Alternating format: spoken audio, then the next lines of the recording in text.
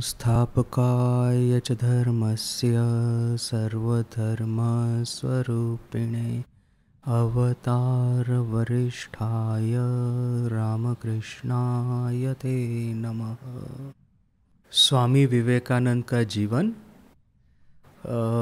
उसको हम किसी किताब में से नहीं, बहुत सारी किताबों में से कलेक्ट करके उसका हम स्टडी कर रहे हैं। आज पहले मैं एक ओवरऑल आउटलाइन आपके साथ में शेयर करता हूँ। ये है अपना संघ, अपने संघ की जो एक आउटलाइन। आप देखिए कि किस तरह से अपने संघ का इवोल्यूशन हुआ है। खास करके ठाकुर माँ स्वामी जी का जो रोल है रामकृष्ण संघ के विकास में, वो हमको यहाँ पे पता चलता है। आप देखेंगे कि ये एक ग्रीन लाइन है। यहाँ पे देखिए कि 1836 ठाकुर का जन्म हुआ और कामारपुकुर में ठाकुर की बाल्य लीला हुई। ये एक पीरियड है। उसके बाद में अप टू 18 ठाकुर कलकत्ता आए 1852 में, और 1855 में काली मंदिर का कॉन्सिक्रेशन हुआ। ठाकुर वहाँ पे रहने लगे और फिर माँ काली को अपने हृदय से पुकारने लगे।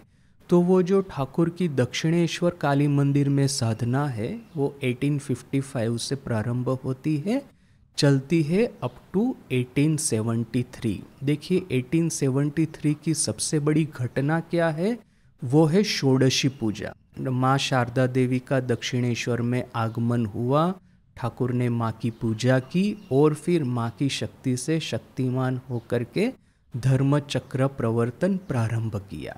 यहाँ से ठाकुर का, यदि क्रिश्चियन लैंग्वेज में कहे तो ठाकुर श्री रामकृष्ण मिनिस्ट्री अर्थात कि लोगों को धार्मिक उपदेश देना, लोगों के आध्यात्मिक कल्याण के बारे में कार्य प्रारंभ करना, इसको कहेंगे मिनिस्ट्री। तो Thakur Shri Ramakrishna ministry it began with Shodashi Puja 1873। Thakur का यदि गुरु भाव कहे तो यहाँ से प्रारंभ होता है।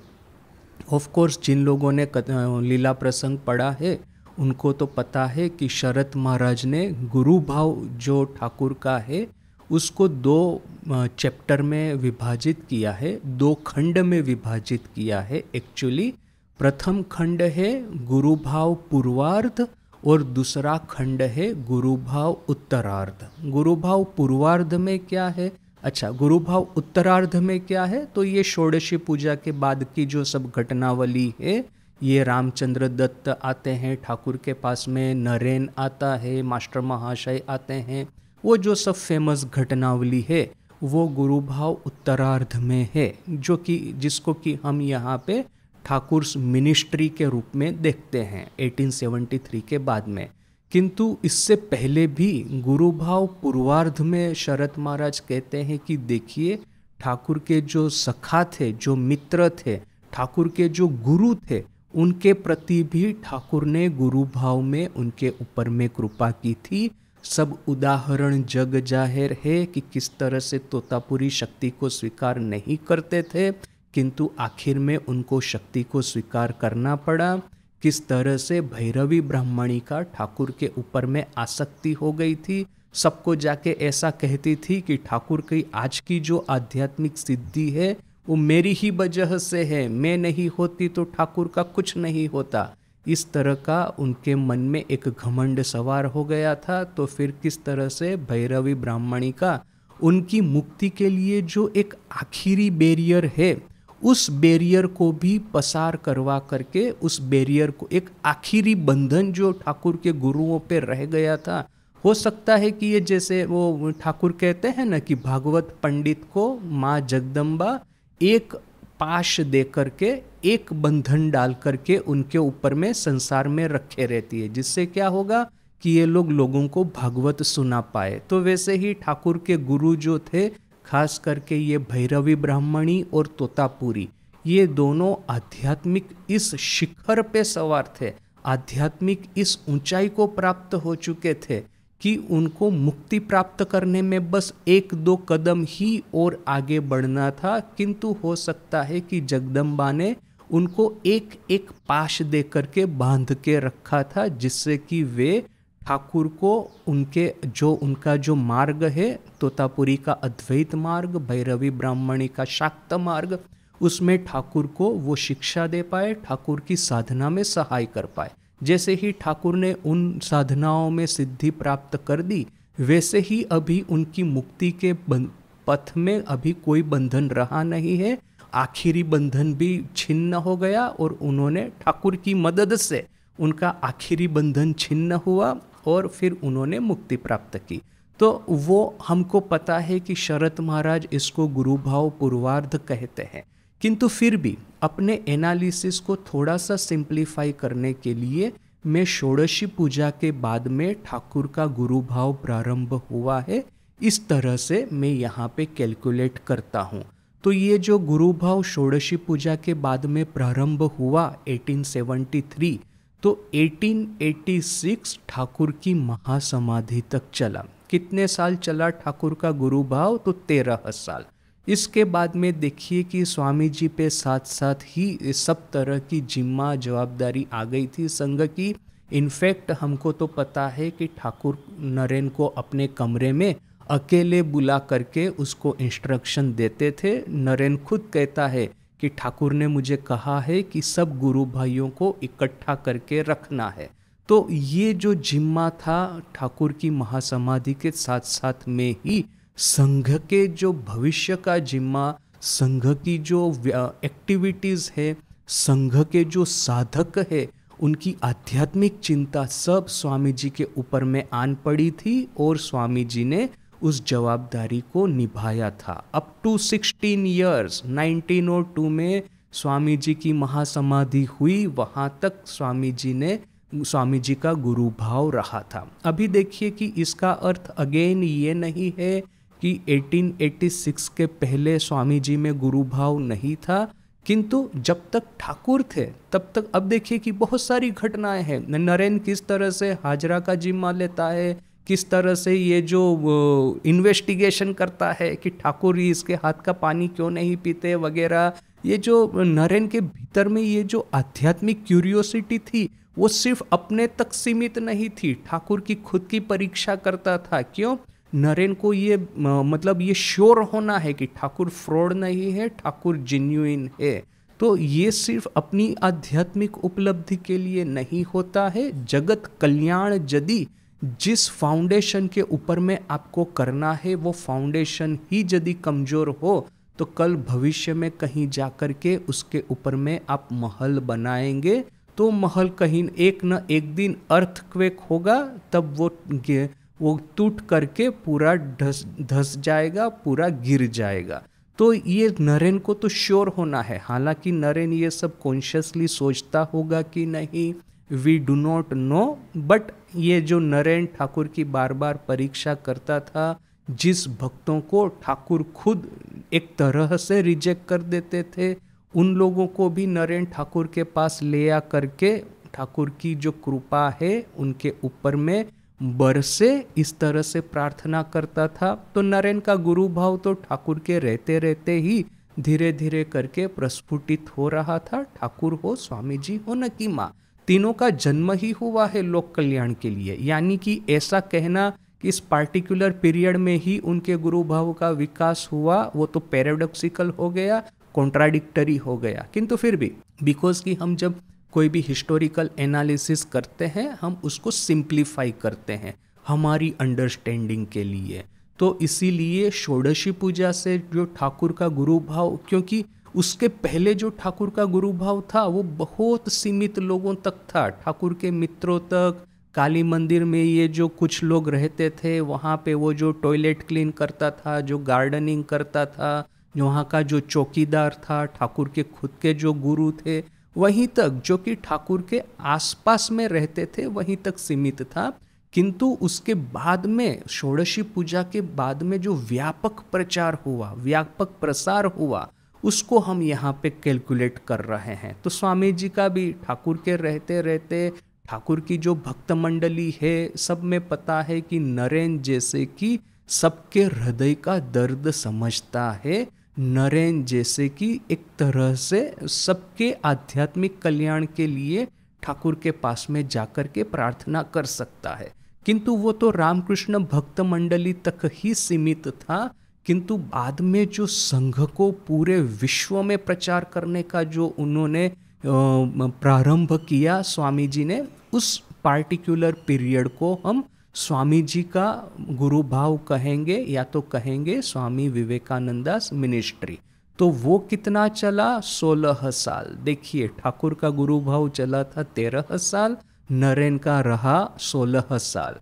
और जब स्वामी जी की महासमाधि हुई तब जैसे कि संग, अभी देखिए कि स्वामी जी का जो पर्सनालिटी था it was larger than life. जैसे कि स्वामी जी पूरे विश्व में विजय करके भारत में आए थे, राजा महाराजा वे लोग भी स्वामी जी के आशीर्वाद प्राप्त करने के लिए, दर्शन प्राप्त करने के लिए आतुर रहते थे।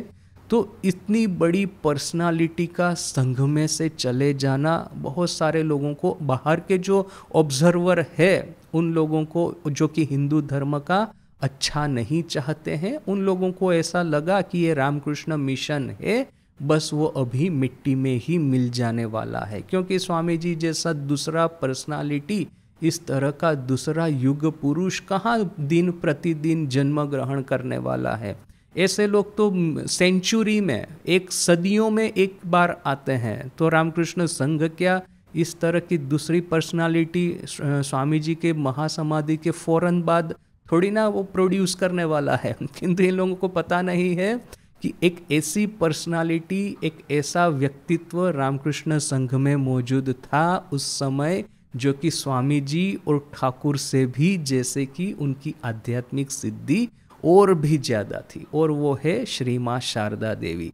जैसे ही स्वामी जी की महासमाधि हुई, देखिए माँ के जीवन में एक बड़ी ही महत्वपूर्ण घटना होती है, जबकि 1900 की साल है 1900 में, और फिर जब राधु का जन्म होता है तब वो जैसे कि ठाकुर ने आकर के माँ को दर्शन दे करके कहा कि यही है योग माया, इसका आश्रय लेकर के तुम जीवन धारण करो।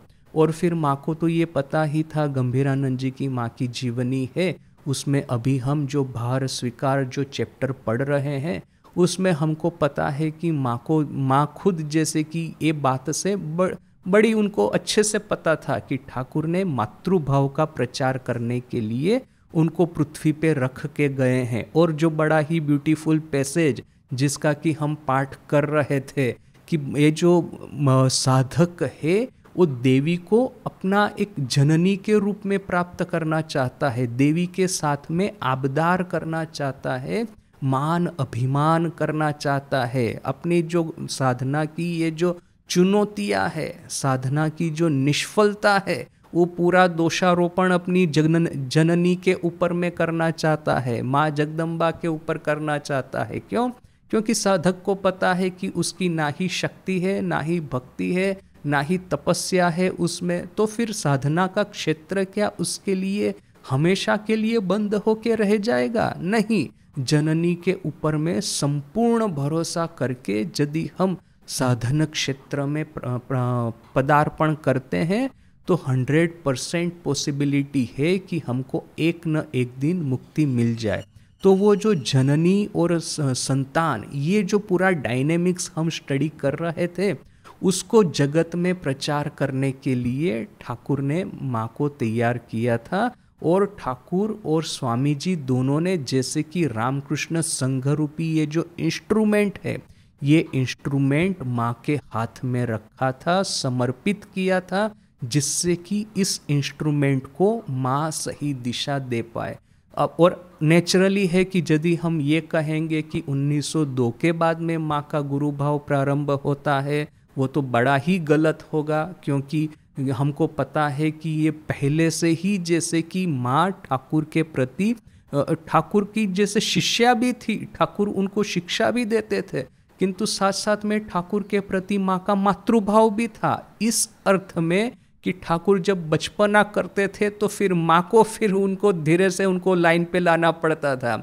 बच्चा यदि बहुत ज़्यादा वो ये करता है, वो प्रॉब्लम खड़ा करता है, उसका कान पकड़ करके माँ कैसे उसको ठिकाने ला देती है, तो वैसे ही मेटाफोरिकली, नॉट लिटरली, इस तरह से ठाकुर का कान पकड़ करके उनको सीधे रास्ते पे ले जाना कि ये दूध नहीं पी रहे हैं, दूध पीना पड़ेगा, प्रोटीन तो देह को चाहिए, वरना तो फिर ये जो महत् कार्य करना है वो कैसे होगा।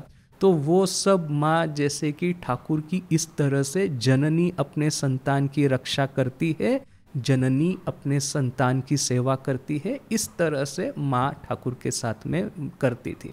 तो वहाँ से माँ का वो मातृभाव प्रारंभ होता है। और फिर एक के बाद एक कितनी ही फेमस घटनाएं कि एक ऐसी स्त्री जिसका चरित्र अच्छा नहीं था, माँ के पास में से खाने का थाला लेकर के ठाकुर के पास जाती है, तो ठाकुर जाकर के माँ को डांटते हैं, कहते हैं कि क्यों उसके हाथ से तुमने मेरा खाना भेजा, तुमको पता नहीं है उसका चरित्र कैसा है। तो फिर माँ ने क्या उत्तर दिया था, माँ बोले ऐसे दाঁড়ালে किंतु आमी থাকতে पारबो ना, कोई यदि आकर के माँ पुकार करके मेरे पास में कोई भी प्रार्थना करेगा तो मैं उसको पूर्ण करूँगी।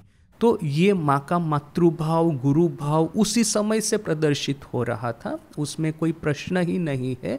यहाँ तक कि 5 साल की जो बच्ची शारदा थी, हमको पता है कि जयराम बाटी में उसके आसपास के अंचल में, जब आसपास के विस्तार में जब ये अकाल पड़ा था, ड्रॉट हुआ था, उस समय हमको पता है कि वो रामचंद्र माँ के पिताजी सबके लिए खिचड़ी बनाते थे, और जितने भी भूखे लोग हैं उनके घर में आते थे खिचड़ी खाने के लिए। और तभी ये छोटी बच्ची शारदा अपने छोटे छोटे हाथों से हवा करके खिचड़ी को ठंडा करती थी, जिससे कि ये लोग उनकी भूख की ये है कष्ट है वो सहन नहीं कर पाएंगे कि खिचड़ी गर्म है फिर भी खाना चाहेंगे, क्योंकि भूख का दुख इतना है, कष्ट इतना है। तो वो खिचड़ी यदि ठंडी हो जाए तो फटाफट करके वे लोग खा सके। तो तब से माँ का देखिए कि अपने संतानों के प्रति, जगतवासियों के प्रति करुणा है, दया, ममता है, वो प्रकाशित हो रही है। किंतु again for the sake of historical analysis हम ऐसा कहेंगे कि माँ का जो मातृत्व शक्ति था वो प्रथम तो जयराम बाटी गांव के जो आसपास के लोग थे उसी में प्रसारित हुआ था, और बाद में ठाकुर की भक्त मंडली तक सीमित था। किंतु फिर जैसे ही स्वामी जी की महासमाधि हुई, उसके आसपास में जो 2-3 घटनाएं बनती है, प्रथम तो राधु को माँ स्वीकार करती है अपनी बेटिया के रूप में, और फिर ये उद्बोधन भवन का निर्माण होता है। माँ नियमित रूप से कलकत्ता आकर के रहने लगती है। वहाँ पे जयराम बाटी में कोआलपाड़ा आश्रम की स्थापना होती है। वहाँ के लड़के सब माँ के पास जाना शुरू करते हैं। और कोआलपाड़ा आश्रम का जो एक दूसरा बड़ा बेनिफिट था कि जो लोग कलकत्ता से जयराम बाटी यात्रा करते थे उन लोगों के लिए फिर वर्धमान में माँ के भक्त है, कोआलपाड़ा में माँ के भक्त है, तो उनको यात्रा करने में सुविधा होती थी। तो कलकत्ता से काफ़ी भक्त एक रेगुलर वो वहाँ पे जयराम बाटी जाकर के माँ का दर्शन और आशीर्वाद प्राप्त करना प्रारंभ किए थे। तो माँ की महिमा जो स्वामी जी के रहने तक, जैसे कि रामकृष्ण भक्त मंडली तक ही सीमित थी, वो धीरे धीरे करके विस्तृत होती गई। और फिर कलकत्ता में जनसाधारण है, जयराम बाटी के आसपास के गांव है, यहाँ तक कि रांची है, आज का बांग्लादेश है, उस समय का ढाका वगैरह, इतने दूर दूरांतर से फिर भक्तगण माँ के पास में आना शुरू हुए। तो ये जो माँ का गुरु भाव था, माँ की मिनिस्ट्री जो थी, वो प्रारंभ हुई स्वामी जी की महासमाधि के बाद में 1902 से 1920 माँ की महासमाधि तक। देखिए कि ऑलमोस्ट 18 साल का ये माँ का गुरु भाव रहा है। तो यहाँ पे देखिए कि इसको हम यदि ओवरऑल देखें तो ठाकुर का गुरु भाव, फिर स्वामी जी का गुरु भाव और फिर माँ का गुरु भाव किस तरह से एक के बाद एक फॉलो होते हैं एक दूसरे को। और इस चार्ट को देख कर के ही हमको एकदम क्लियर पता चल जाता है कि जैसे कि ठाकुर ने जो संघ की रचना की, स्वामी जी ने उसको परिपुष्ट किया और इन दोनों ने इसका संचालन माँ के हाथों में सुपुर्द किया, जिससे कि माँ इसका महत्व रूप से विकास कर पाए। किंतु पता है हमको कि बहुत कम लोग माँ की महिमा को इस अर्थ में समझते हैं। माँ संघ जननी है, ये सिर्फ बातों की बातें, एटा शुद्ध कथार कथा नय बांग्लाते जीवन बोले, ये सिर्फ बातों की बातें नहीं है, ये सही सही में वास्तविक सत्य है। आज का जो संघ है, देखिए कि हमारे संघ में माँ का जो भाव है, यही आज हमारे संघ में सबसे ज़्यादा प्रबल है। ना ही हमारे संघ में आज ठाकुर की तरह प्रचंड तपस्या होती है, ना ही स्वामी जी की तरह हमारे साधु देश विदेश गांव गांव जाकर के वेदांत और ये कर्मयोग का प्रचार करते हैं। हम लोग किस तरह से कार्य करते हैं? यूजुअली एक आश्रम होता है, इस आश्रम में हम लोग 4, 5, 10, 15 जितने भी साधु हैं इकट्ठा होकर के रहेंगे। हम लोगों में भ्रातृभाव होगा और सब मिल बांट करके ये जो ठाकुर और स्वामी जी का कार्य है वो करेंगे। यानी कि एक steady, moderate and steady progress आज रामकृष्ण संघ में हो रहा है।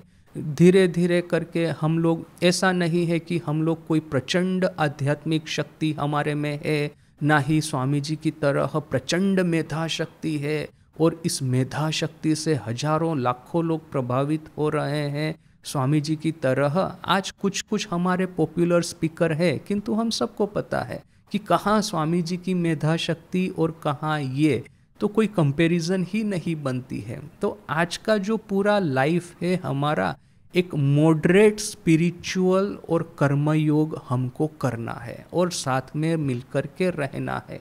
स्पष्ट रूप से समझना है कि यदि हम ये सोचे कि ठाकुर की तरह 12 साल तपस्या करेंगे तो मुक्ति प्राप्त हो जाएंगी, एक के बाद एक दर्शन मिलना शुरू हो जाएंगे, तो ऐसा होने नहीं वाला है। इस तरह की यदि अपेक्षा भी रखेंगे तो ये अपेक्षा हमारे लिए आखिर में डिसअपॉइंटमेंट और डिप्रेशन लेकर के आएगी।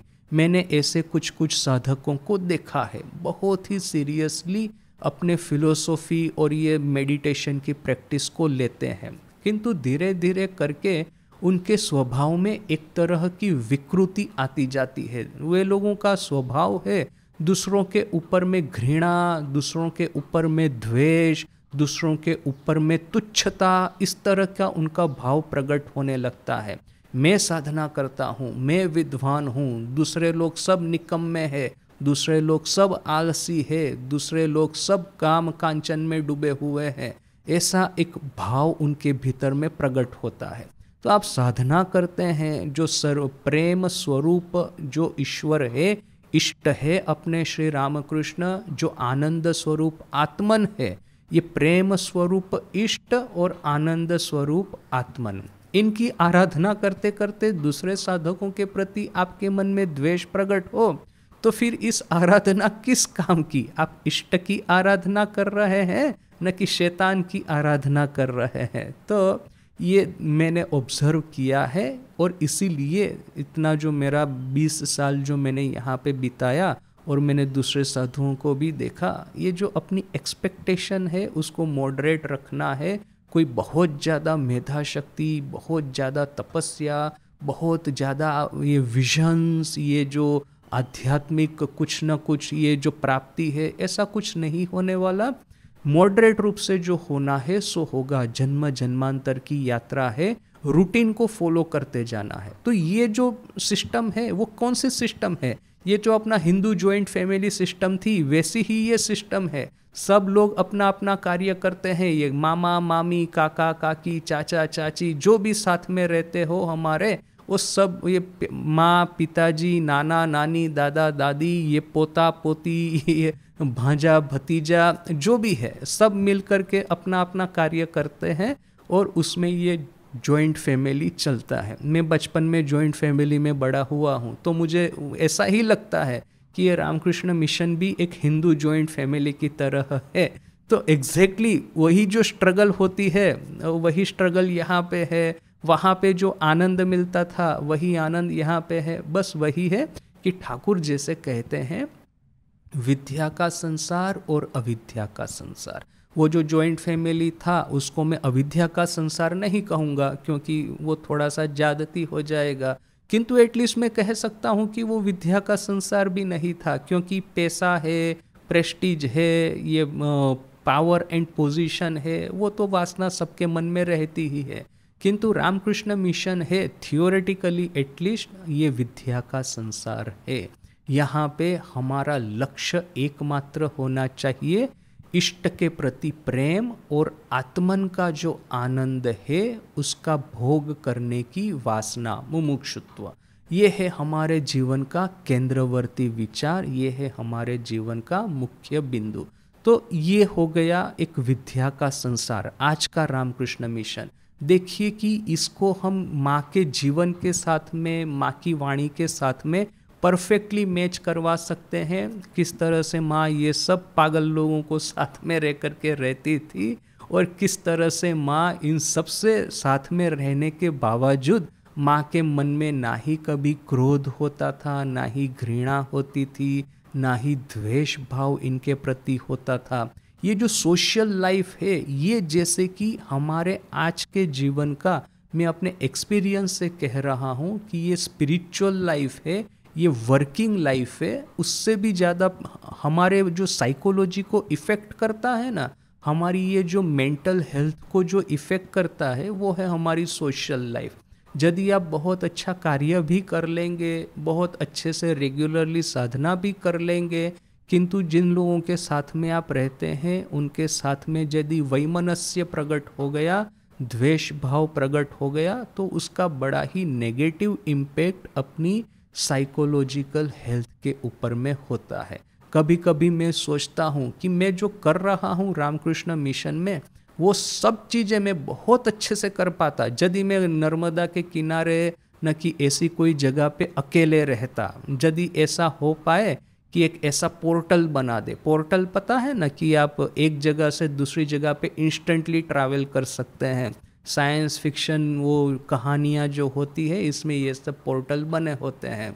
तो अभी मैं यहाँ पे रह रहा हूँ, बड़े शहर में कार्य करने के लिए आया हूँ, वो चाहे पब्लिकेशन हो न कि चाहे ये वो जो रूरल डेवलपमेंट हो, वॉटेवर। फिर ये करके संध्या जैसे होती है, पोर्टल को पार करके मैं नर्मदा के किनारे, गंगा के किनारे कहीं चला जाऊं हिमालय में, वहाँ पे अकेले बैठ करके मैं रहूं। ये जो जितने लोग पास में रहते हैं वो वही लोग तो सब समस्या खड़ी करते हैं। दूसरे दिन जैसे ही सुबह हुआ, फिर से मैं ये पोर्टल क्रॉस करके अपने कार्य क्षेत्र पे आ जाऊंगा। ऐसा मैं कभी कभी सोचता था। किंतु देखिए कि यदि ऐसा हम करेंगे तो रामकृष्ण संघ का जो आज का कैरेक्टरिस्टिक है, आज का जो हमारा प्रोफाइल है, उससे विरोध में जाना हुआ। ठाकुर को यदि आप सिर्फ पढ़ते होते तो ये थोड़ा सा लॉजिकल लगता।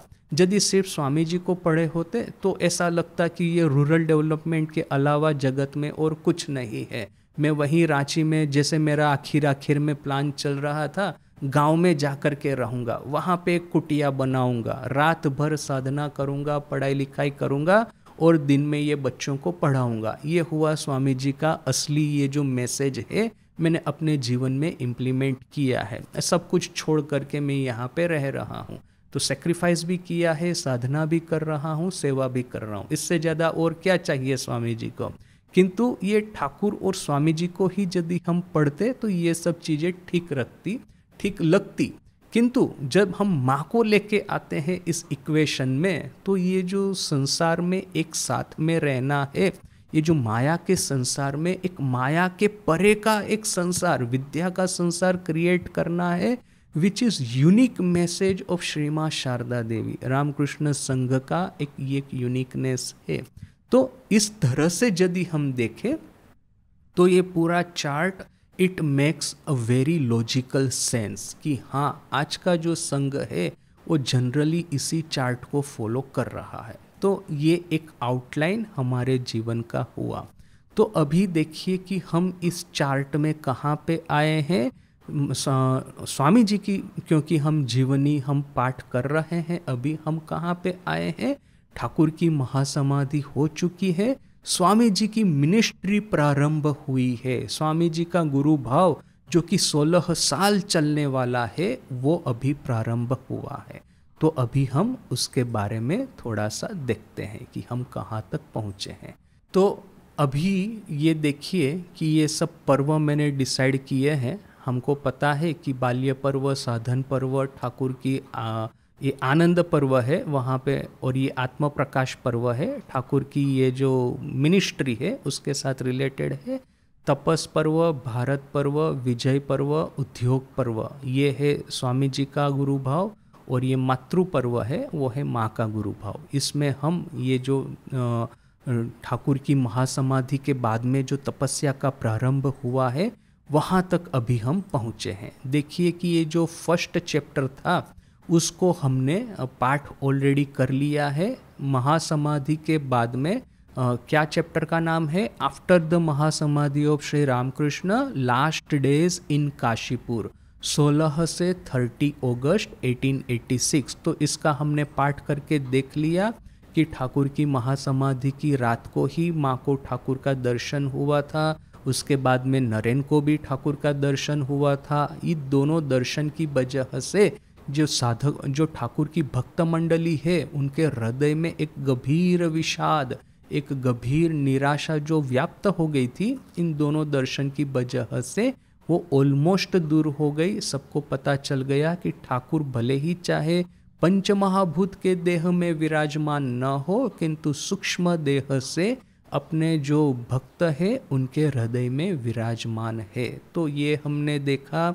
और उसके बाद में महासमाधि के बाद के दिनों की कुछ घटनाएं, उसके बाद में ठाकुर की अस्थि को लेकर के जो सब नाटक चला था वो सब देखा हमने। फिर जन्माष्टमी के दिन 23 अगस्त 1886 को काकुड़गाछी योगोद्यान में ठाकुर के जो कुछ अंश थे अस्थियों के, उसको स्थापित किया गया। इसके बाद में माँ जैसे कि नॉर्थ इंडिया पिलग्रिमेज के लिए निकल गई, और फिर ये जो पूरा चैप्टर है उसका अंत हमने लाया था एक नॉर्थ इंडियन साधु की कहानी से। एक रामायित साधु दक्षिणेश्वर आया, ठाकुर के दर्शन प्राप्त करने की बड़ी इच्छा, किंतु आकर के जब ये देखा कि ठाकुर ऑलरेडी चल बसे हैं तो बड़ा दुखी हो गया था। न दक्षिणेश्वर में पंचवटी के नीचे बैठा था, तब कहीं एकाएक ठाकुर गंगा से प्रकट होकर के उसको खीर खाने को दी, तो ये साधु बड़ा ही खुश हो गया था। तो देखिए कि ठाकुर ने महासमाधि के बाद इनफ इंगित दिए हैं, इनफ हमको ये मैसेज दिए हैं, साइन हमको दी है कि वो भले ही चाहे सदैव वर्तमान न हो पृथ्वी पे, हमारे हृदय में हमारी आशा, आकांक्षा, प्रार्थनाओं की पूर्ण करने के लिए हमेशा वर्तमान है। तो इसके साथ में ये चैप्टर समाप्त हुआ था। और फिर से मैं कह दूं कि ये सब चैप्टर जो है वो मैंने बनाए हैं बहुत सारे सोर्सेस को कलेक्ट करके। और फिर इसके बाद में जो दूसरा चैप्टर हमने प्रारंभ किया था, अर्ली डेज ऑफ वराहनगर मठ, वराहनगर मठ की स्थापना और उसके जो प्रारंभ के दिन थे, ये चैप्टर में बहुत सारी कहानियां हैं। हम एक के बाद एक सबका पाठ करेंगे। अक्टूबर 1886 से लेकर के समवेयर इन 1888, 1888 में 1888 में स्वामी जी नॉर्थ इंडिया, उत्तर भारत जो है उसमें वो यात्रा करने के लिए जाते हैं। तो वहाँ तक की घटनावली इस चैप्टर में है। और देखिए कि यहाँ पे ये जो फर्स्ट पॉइंट है, ये फर्स्ट पॉइंट कौन सा है कि ठाकुर की महासमाधि से लेकर के वराहनगर मठ की स्थापना हुई, ये जो पीरियड था वहाँ तक की घटनावली इसमें है। अगस्त से अक्टूबर 1886, यानी कि अगस्त में ठाकुर की महासमाधि हुई 16 अगस्त को, और अक्टूबर में ये यहाँ पे है कि 19 अक्टूबर को वराहनगर मठ की स्थापना हुई। तो ये जो 16 अगस्त से 19 अक्टूबर का ये जो ऑलमोस्ट 2 महीने का, जो अगस्त से सितंबर, सितंबर से अक्टूबर, ये जो ऑलमोस्ट 2 महीने का पीरियड है, उस पीरियड के बारे में अभी हम देख रहे थे। देखिए कि इसका तो थोड़ा बहुत पाठ हमने ऑलरेडी कर लिया है। किस तरह से यहाँ पे हम देखते हैं कि अगस्त मास जो जैसे ही समाप्त हुआ था, उसके बाद में काशीपुर का जो उद्यान है, उद्यानवाड़ी, उसको छोड़ देना हुआ।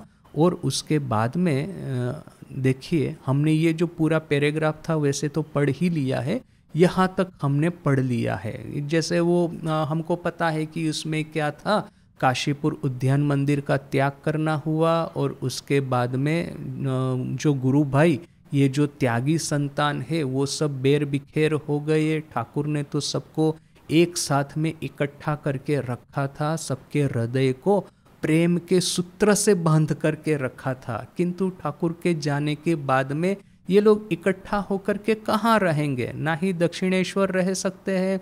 वहाँ का जो त्रैलोक्य बाबू है वो तो जैसे कि एक तरह से उसने दगा ही दे दिया रामकृष्ण भावधारा को।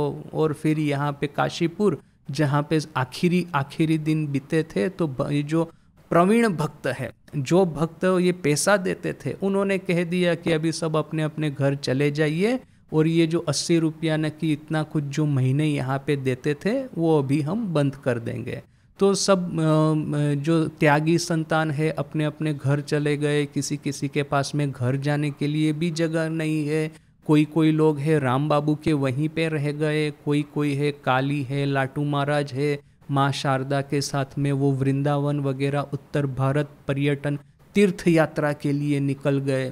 तो इस तरह से उस समय के ये दिन है और उस समय की बात को याद करके स्वामी जी राजा महाराज को बाद में पत्र लिखते हैं कि देखो कि उस समय दिन तुमको याद है तो कि कोई ये जो कुछ भक्त थे वो हमारे ऊपर में द्वेष भी करते थे। हम लोग कुछ मूर्ख और आलसी लड़के हैं जो कि जॉब नहीं करना चाहते, कार्य कर्म कुछ नहीं करना चाहते, पैसा नहीं कमाना चाहते, क्योंकि उसमें तो कष्ट है ना पैसा कमाना, यानी कि जो जिसने भी पैसा मेहनत करके कमाया है पता है कि क्या क्या सब करना पड़ता है।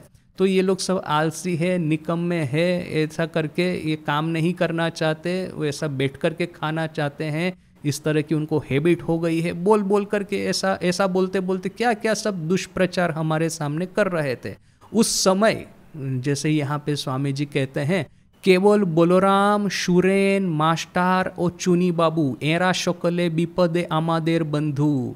ये सिर्फ बलराम, सुरेन, मास्टर महाशय कथामृत के लेखक और ये चुनी बाबू, यही कुछ लोग थे कि जिन्होंने हमको सहाय की थी।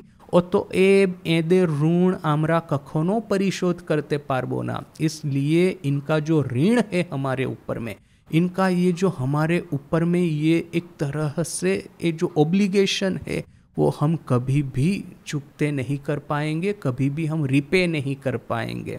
और साथ में स्वामी जी ने ये भी कहा था कि उस दिनों में कुछ लोग हमारे विरोध में विद्वेष भाव भी रखते थे। तो ये सुन करके हमको थोड़ा सा आश्चर्य भी हुआ था। हमारे संघ की कहानियों में इस तरह से विद्वेष भाव की घटनाएं ज़्यादा देखने को नहीं मिलेंगी, किंतु यदि यहाँ पे स्वामी जी कहते हैं कि रीतिमतो अत्याचार आरंभ होइलो, सिस्टमेटिकली हमारे ऊपर में अत्याचार प्रारंभ हुआ, तो ये पढ़ करके हम लोगों को लगता है कि अरे ऐसा तो क्या हुआ होगा कि स्वयं स्वामी जी को ये बात कहनी पड़ी। तो जो भी है उस दिनों की घटनावली खास करके इस सेंटेंस को जस्टिफाई करे, ऐसा कुछ ज़्यादा प्रूफ हमारे पास नहीं है, या तो फिर मुझे पता नहीं है, व्हाटएवर। तो किंतु इस तरह से वो दिन कटे थे। इसके बाद में स्वामी जी आखिर में एक बात कहते हैं कि ये जो मास्टर, चुनी बाबू वगैरह तो थे ही थे, किंतु सर्वोपरि और एक थी जिनका की आशीर्वाद हमको प्राप्त था, जिनके पास में ना ही धन था, ना ही वो घर भाड़ा करने की शक्ति थी कि जहाँ पे ये लोग इकट्ठा होकर रह पाए, जिनके पास कुछ नहीं था, किंतु जिनका आशीर्वाद इतना अमोघ था कि ये जितनी भी समस्या है जगत की सबको चूरमार कर दे। तो वो कौन? तो यहाँ पे स्वामी जी क्या लिखते हैं, एक जोन छाड़ा के होई सहानुभूति जानाई लोना। एक को छोड़ करके, एक व्यक्ति को छोड़ करके और किसी की सहानुभूति नहीं थी। तो वो कौन? तो यहाँ पे महाराज क्या लिखते हैं, शेई एक जोन श्री श्री माता ठाकुरानी ताहार कथा परे बोली। वो एक थी माँ ठाकुरानी, वो इनके बारे में बाद में बात करेंगे। तो यहाँ तक हमने पढ़ा था। इससे आगे पढ़ते हैं, শুধু অল্প বয়স্ক বলিয়াই যে বয়স্কদের নেতৃস্থানীয় ব্যক্তিরা নরেন্দ্রাদির কথা উড়াইয়া দিয়াছিলেন তাহা নহে, एकटा आदर्शगत विरोधो छिलो। ये जो नरेन जो करने का प्रारंभ सोच रहा था, नरेन जो बार बार रिक्वेस्ट कर रहा था कि काशीपुर जो उद्यान है उसको हम रखे रहे, ठाकुर की सेवा चलती रहे, माँ शारदा देवी भी वहाँ पे रहे और ये जो बाकी त्यागी संतान है वो भी वहाँ पे इकट्ठा होकर के रहे। इस विचार के सामने सिर्फ ये एक प्रॉब्लम नहीं था कि जो पैसा दे रहे थे वो लोग उम्र में बड़े थे, तथा कथित उनके भीतर में ज़्यादा समझ थी समाज के बारे में, संसार के बारे में, और ये सब बच्चे अनपढ़ हैं, आधे तो माने क्या है, पढ़ाई लिखाई में तो इतना कोई ध्यान था नहीं किसी का, और फिर आलसी है, निकम्मे है, ना समझ है। तो ये जो एक एज गैप होता है जिसको आजकल हम जनरेशन गैप कहते हैं, तो सिर्फ ये जनरेशन गैप ही नहीं था इन दोनों के बीच में, किंतु साथ साथ में ही आइडियोलॉजिकल आदर्शगत विरोध भी था। ये एक संसार का आदर्श जो कि ठाकुर ने यथेष्ट उसको प्रचारित किया है।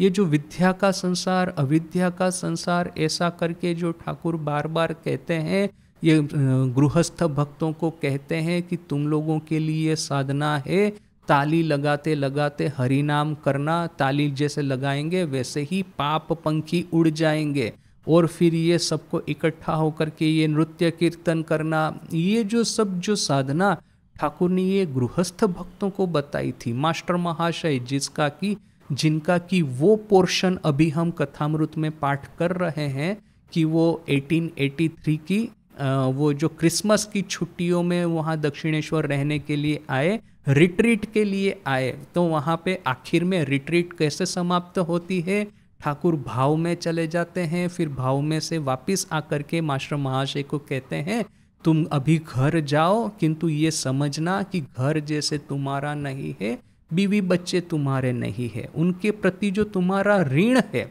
इनके प्रति जो तुम्हारा धर्म है उसका तुम पालन करना, किंतु समझना कि ये इसमें से कोई भी तुम्हारा अपना नहीं है। ऐसा बोल करके मास्टर महाशय को घर भेजा था। मास्टर महाशय को ठाकुर और भी एक बड़ी सिग्निफिकेंट बात कहते हैं कि तुम्हारे मन का जो है भाव वो भी पूर्ण हो जाएगा। तो अभी वहाँ पे ऐसा तो नहीं लिखा मास्टर महाशय ने कि उनके मन का क्या भाव था, किंतु मास्टर महाशय का बाद का जो जीवन है ठाकुर की महासमाधि के बाद, ये जो 1910-1920 के जीवन मास्टर महाशय का उस समय का जो पढ़ते हैं, तो वो ऐसा लिखते हैं कि मैं एक भक्त के घर जा रहा हूँ, या अपने खुद के घर जा रहे हैं, कह रहे हैं मैं एक भक्त के घर जा रहा हूँ। कभी कभी वो भिक्षा मांगने के लिए भिक्षुक लोग थे, उनके साथ में बैठ जाते थे। तो यानी कि मास्टर महाशय एक त्यागी का जीवन जीना चाहते थे, किंतु ठाकुर को समझ में आ गया कि त्याग करने के लिए जो प्रचंड वैराग्य है अभी तक उनमें जन्म नहीं लिया है। और फिर जो दूसरा जो फेमस रीज़न है कि वो भागवत पंडित को एक पाश दे करके माँ रख देती है, मास्टर महाशय को कथामृत भी लिखना था। यदि वो वराहनगर मठ में ये अद्वैतानंद जी की तरह, बूढ़ो गोपाल की तरह ज्वाइन कर लेते तो शायद उनसे ये कथामृत नहीं लिखा जाता। यानी कि देखिए कि हमको ये भी नहीं सोचना है कि ठाकुर ये उम्र के अनुसार, ये जो छोटे हैं लड़के वो त्यागी होंगे, ये जो उम्र में बड़े हैं वो त्यागी नहीं हो सकते, उनको गृहस्थाश्रम ही करना है। ठाकुर का ऐसा नहीं था, ठाकुर का पूरा स्पेक्ट्रम था। ये पढ़े लिखे ही लड़के ज्वाइन करेंगे ऐसा नहीं है। उसका ये जो आउटलायर एग्जाम्पल है लाटू महाराज, अपने फेमस अद्भुतानंद जी, ठाकुर उनको वो ये अल्फ़ाबेट सिखाते हैं, कहते हैं क, तो लाटू महाराज कहते हैं का, ठाकुर कहते हैं अरे का नहीं रे क, तो लाटू महाराज फिर से कहते हैं का, तब ठाकुर नाराज हो जाते हैं, बोलते हैं तू क को ही का कहेगा तो का को क्या कहेगा तो ऐसा बोल के कहते हैं कि रहने दे, तुमको अक्षर ज्ञान की जरूरत नहीं है। तो वो फेमस निरक्षर लाटू महाराज, यानी कि ये आपको प्रूव होता है कि नरेन या तो काली महाराज की तरह मेधावी होने की कोई ज़रूरत नहीं है, साधु होना है। दूसरे आउटलायर है अपने बूढ़ो गोपाल महाराज, अद्वैतानंद जी। नॉट नेसेसरी कि आप उम्र में छोटे हैं तभी आप संन्यास ले सकते हैं। अद्वैतानंद जी का तो विवाह भी हुआ था, बीवी बच्चे भी थे, वो सबका देहांत हुआ बोल करके यहाँ पे आए थे। और तीसरा कि ना ही आपको इस तरह से बाल ब्रह्मचारी होना है, बड़ा कठिन वो मार्ग है।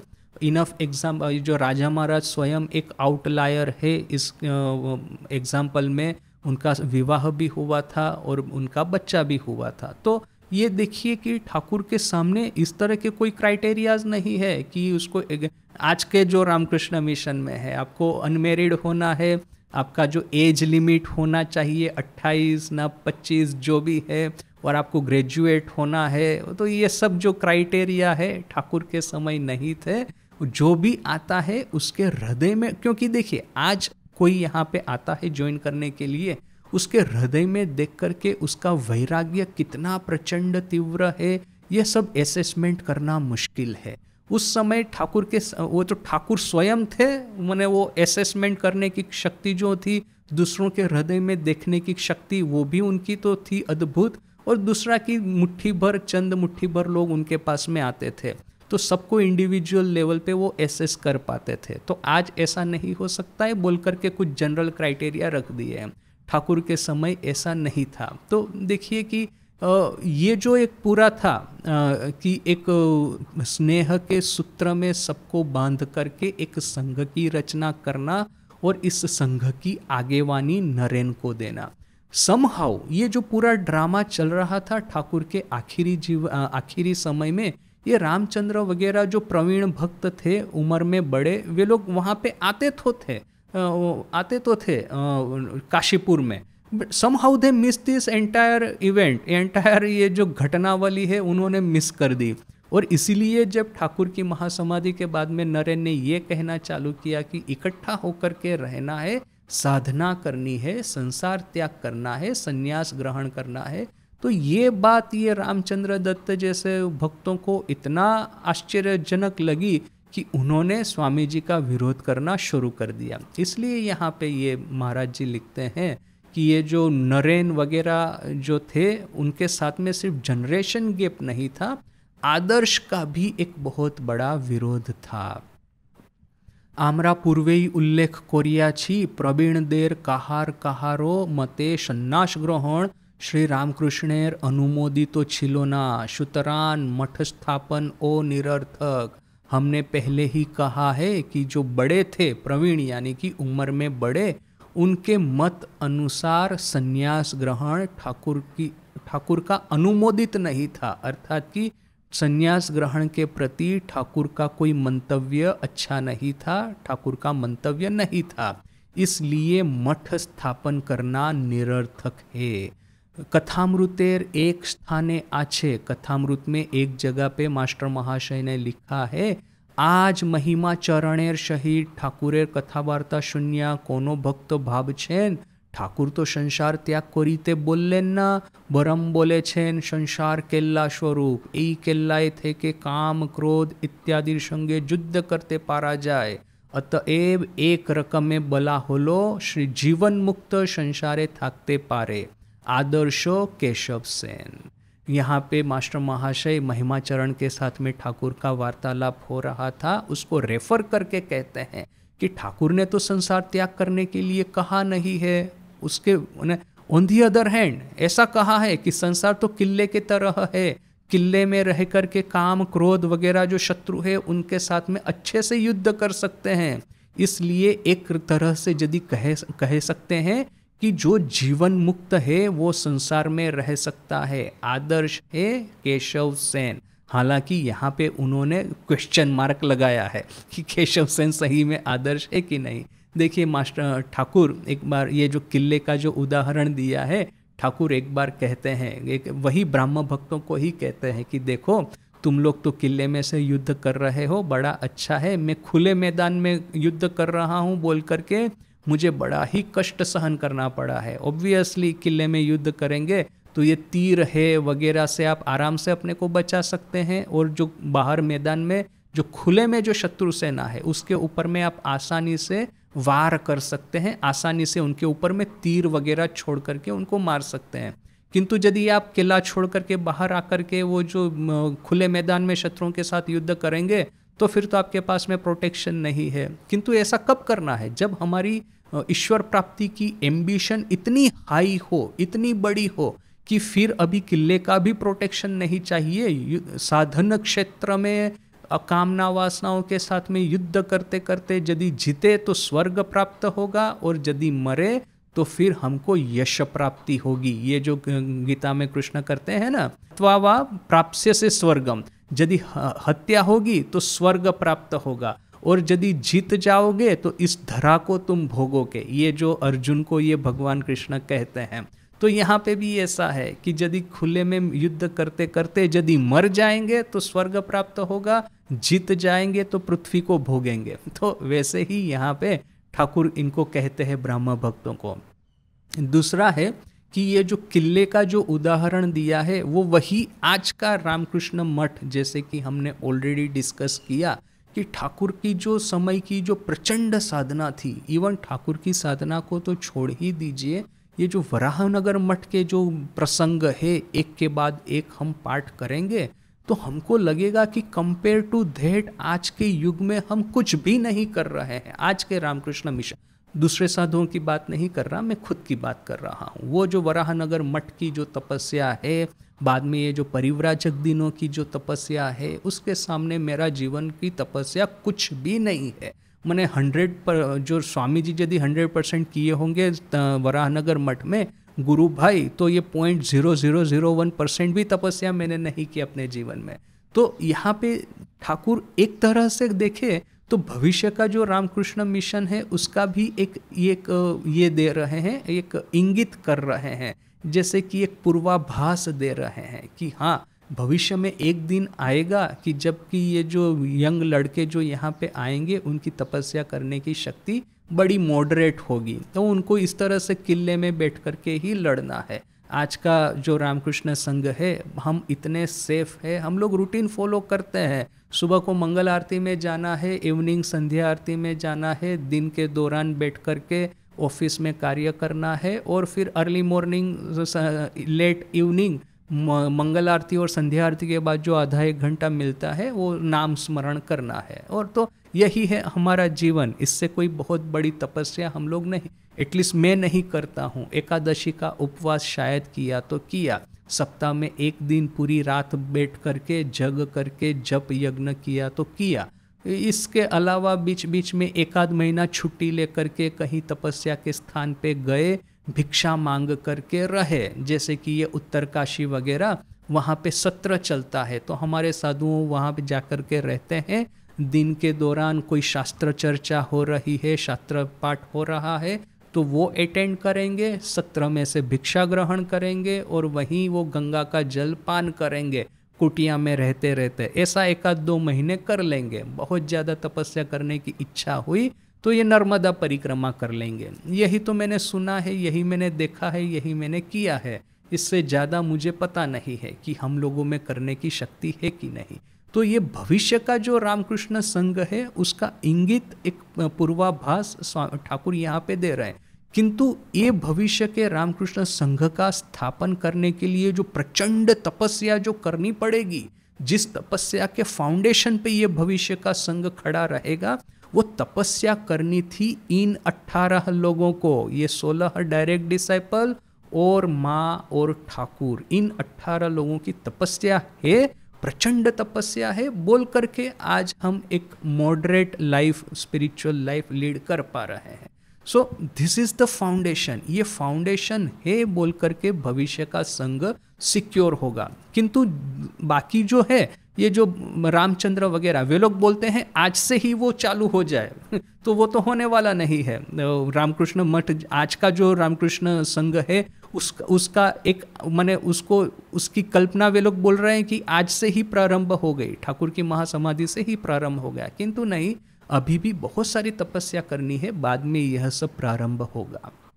इसलिए यहाँ तक कि ये मास्टर महाशय स्वयं एक भ्रम में पतित हुए हैं कि ठाकुर चाहते हैं कि सबके लिए यही है कि केशव सेन की तरह रहे। हालांकि उन्होंने केशव सेन के बाद में क्वेश्चन मार्क लगाया है, यानी उनको पता है कि केशव सेन कोई आदर्श नहीं हो सकता, किंतु फिर भी उनके मन में यह सब विचार अवश्य थे। अच्छा, इसके बाद का जो है अभी हम नेक्स्ट क्लास में देखेंगे। ओम शांति शांति शांति। हरि ओम तत्सत्। श्री राम कृष्णार्पणमस्तु।